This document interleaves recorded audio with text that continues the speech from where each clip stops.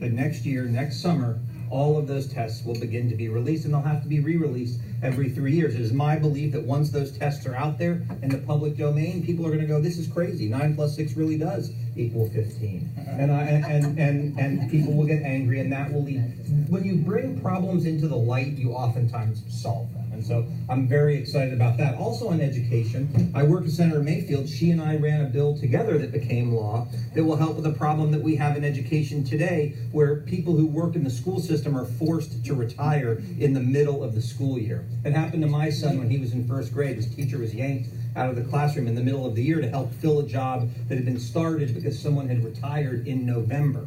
And it was because the retirement system mandated mid-year retirements. Well, working with Senator Mayfield, we have gone and we have solved that problem. So I ran on education. Second thing I ran on was making Florida the best place in America to start, build, and grow a business.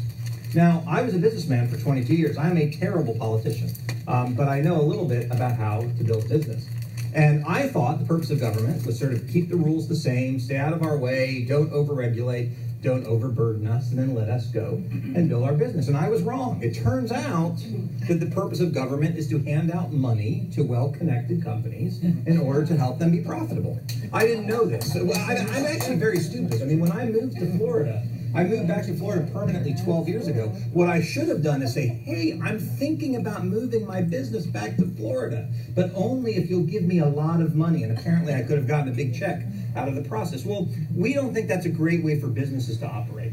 The best way, when you give Wawa money to start their business, all you do is hurt Racetrack or Cumberland Farms or 7-Eleven. By the way, Wawa did get incentives. I'm a big Wawa fan, don't get me wrong. But when you give out incentives to private companies, you distort the playing field versus their competitors.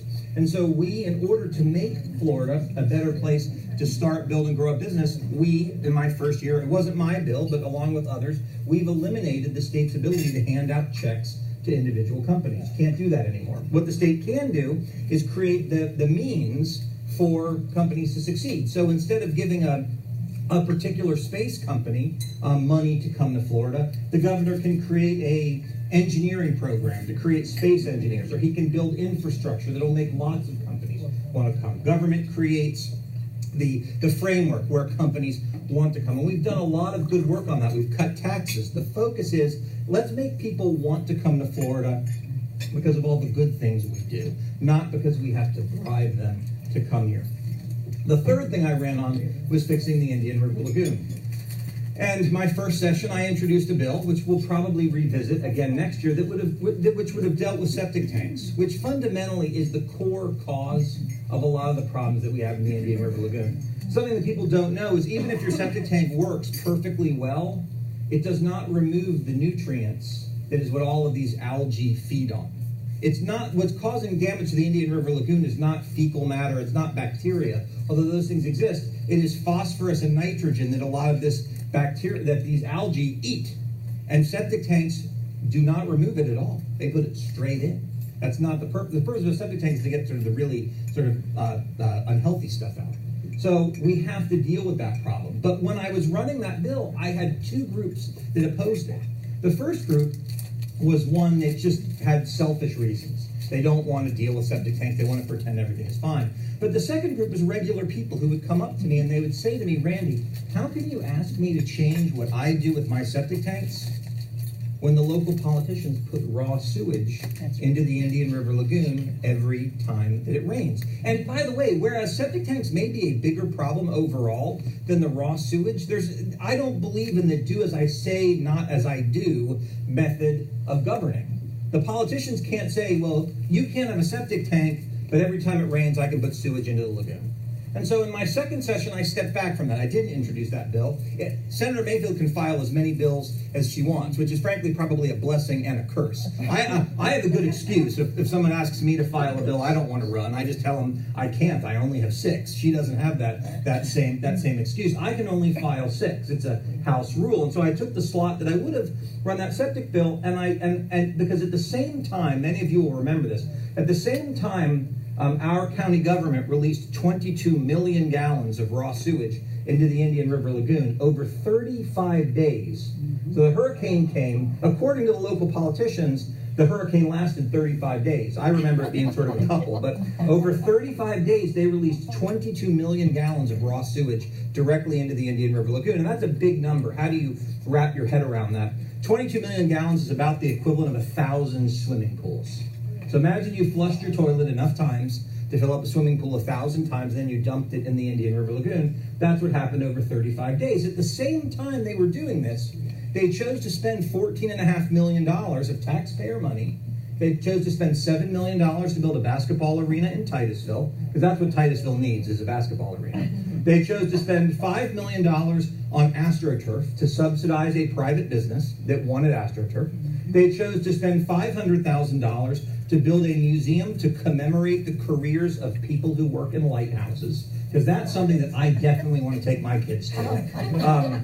They chose to spend $1.7 million to build an RV park in my district. So it's not like I'm just against it when it's not in my district. $1.7 million to build an RV park in my district, because by the way, if a new RV park was a good idea, no private business person would actually build it. And then lastly, they chose to spend $200,000 building a new kayak pier a quarter-mile away from where they were putting the 22 million gallons of raw sewage into the Indian River Lagoon. I guess they thought, poop tourism or something would be a good thing. People like to paddle in between the toilet paper floating down the canals. But you're putting 22 million gallons at the same time, $14.5 million. And when I said, how on earth can you do this? How can you sleep at night? The answer I got was, you big bad people in Tallahassee won't let us. We have to waste this money because we can't actually spend it on the Indian River Lagoon. The law won't allow us. So I went and I said, okay, well, I'll change that. So I introduced a bill that we successfully passed that would allow these funds that are being spent on things like AstroTurf and museums for lighthouse employees to now be spent on fixing the Indian River Lagoon. You will find it interesting that the same people who said, well, we have to spend the money on this because we're not allowed to spend it on the lagoon, as soon as I introduced a bill that would change that, they said, oh, no, we don't want that bill. We don't want that bill. But we successfully passed it. And I just heard that it sounds like finally the county commission is going to consider whether AstroTurf or fixing the Indian River Lagoon, they're going to revisit that decision. And I'm optimistic that over time, they'll start to make that. But let me tell you one thing I didn't run on. One thing I did not run on. I did not run to fight corruption. So I stupidly, this is what I mean when I say I'm a bad politician, I assume that most people who do this job do it because they want to help other people, because they want to give something back, and it's a great way to do it. And boy, was I wrong. What I learned is that there are a lot of people who get elected to public office not to help other people, but to help themselves and their friends. And it wasn't something I realized. A majority of the local governments in my district are under investigation today. We've got people getting arrested. There are across this county, and by the way, these are linked. The lagoon and the corruption are linked. Because think about it, somebody who's focused on serving the population would never say spending money on AstroTurf is more important than fixing the Indian River Lagoon. The only reason you could ever think a museum to commemorate lighthouse employees is more important than fixing 500 pipes, the only reason you could ever think that is because you're not interested in serving the people. So I became very aggressive, and I've been lucky. I've had Senator Mayfield as a partner in this because she is the chair of the committee in the legislature that deals with this, but using the power of the legislature to really fight local corruption. It turns out that the legislature is responsible for this, because unlike people believe that the states turn out to be the nexus of government in this country. The states created the federal government. The states also created local governments. Local governments are administrative units of the state. We have a responsibility to make sure that they are operated effectively. I called for, and with Senator Mayfield's help, we got approved an audit of Palm Bay. As everybody knows, anybody in here from Palm Bay? All right, well, good. Well, so we got an audit of Palm Bay that's underway right now to sort of take a look top to bottom, because the people of Palm Bay have lost confidence in their government. I asked for an audit, which I hope will get approved after the election, that would take a look at things that are going on in the city of Melbourne. As some of you may know, there have been issues related to CRAs, as well as their relationship with a charity, Honor America, that have been in the news, where someone ultimately got arrested over that. So to take a look at those as well. And we really need to make sure top to bottom, government at all levels, whether it's federal, state, or local, we are focused on doing the right thing. And I can tell you that as long as I'm in this job, I will not stop fighting to root all of that out. So I'm up for re-election. I'm very lucky. I'm the only one of the 4 House seats in Brevard County that does not have a Republican primary.